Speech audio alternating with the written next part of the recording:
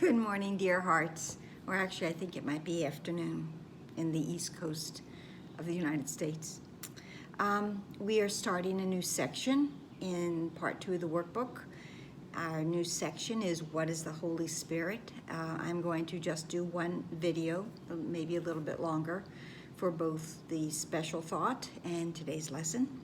And as I get started, please subscribe if you have not yet done so. So the special thought for this next 10 days of lessons is one that it's very near and dear to me. I resonate with this very deeply. And what is the Holy Spirit? And the Holy Spirit for me has always been the great comforter. And what I'll do, as I have done recently, is that each day as we're doing our lesson, I'll try to link back part of this description, this special thought of the Holy Spirit into the lesson. I'm going to start, though, with the first paragraph of this, and it says, the Holy Spirit mediates between illusions and the truth, since he must bridge the gap between reality and dreams.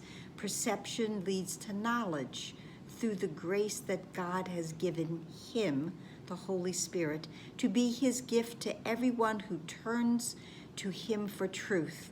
And across the bridge that he provides are dreams all carried to the truth, to be dispelled before the light of knowledge. There are sights and sounds forever laid aside, and where they were perceived before forgiveness has made possible perception's tranquil end.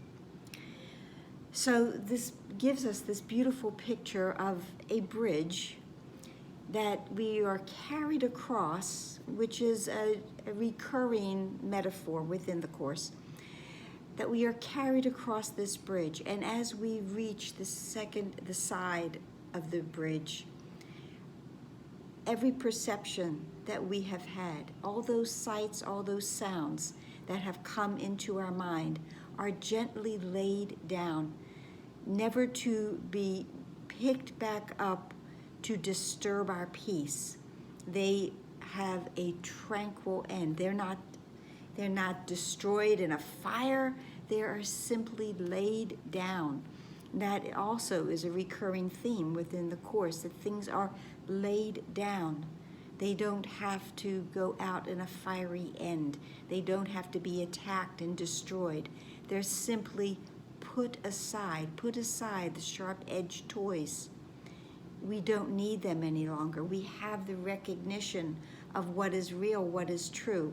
And the Holy Spirit is who we go to for that service, that he is here, ever ready for us to bridge the gap from the perception of this world to the eternal truth of heaven. An eternal truth, one that cannot be changed, one that can not be distorted in any way. It is an eternal truth. And because he does this, the means in which he does this, the grace that he has, that he offers to us, is forgiveness. Because this is the tool that we have. This is the last illusion that is ever required and needed. The only illusion, truthfully, that is ever needed is the illusion of forgiveness, because it is the end of every other illusion that will hurt us and cause us pain. But this one final illusion brings us to the space of laying down every perception, every errant thought, every painful thought that I've ever had, and for them to be peacefully released. In this way, another way to think of the Holy Spirit is he is the keeper of forgiveness, because he holds it for us. And when we are ready, when we come to the point that we are ready to forgive, here the Holy Spirit offers us this last illusion, but the one that leads to truth. And it is offered to us as our golden ticket, perhaps, to lead us across this bridge.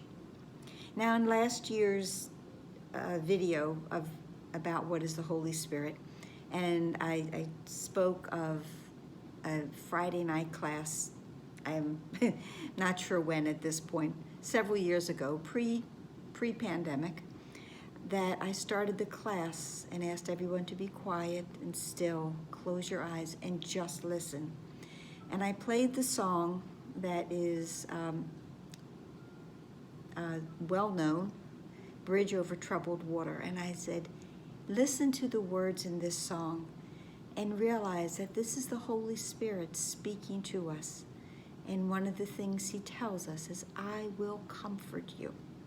So perhaps sometime today you will take the opportunity to listen to that song. Someone has already responded to me from last year's video that they are now listening to it and find a whole new meaning to the words, and the words are beautiful. So perhaps do that and imagine that the Holy Spirit is indeed offering his comfort, his forgiveness to us. Now today's lesson, 281, is I can be hurt by nothing but my thoughts. This is such a truth. This is such a relief that there is nothing that can hurt me except for my perceptions that the Holy Spirit will help me lay down. Nothing except my errant thoughts, my thoughts of separation, my thoughts of littleness, my thoughts of the possibility of attack. And those are the only things, the only thoughts that can ever cause me to feel like I have been harmed, I have been hurt, I am not taken care of. God no longer loves me. And this lesson links as they all do, this lesson links beautifully to lesson 70, long ago, part 1 of the workbook, and which that lesson was my salvation comes from me, and we used it as my freedom or my happiness comes from me, because it does.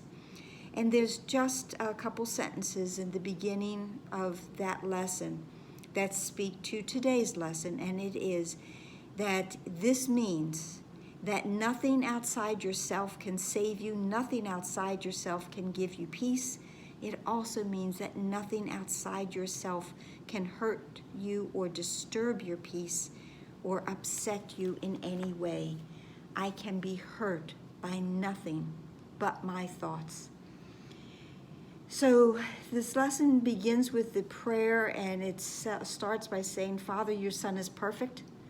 And when I think that I am hurt in any way, it is because I have forgotten who I am.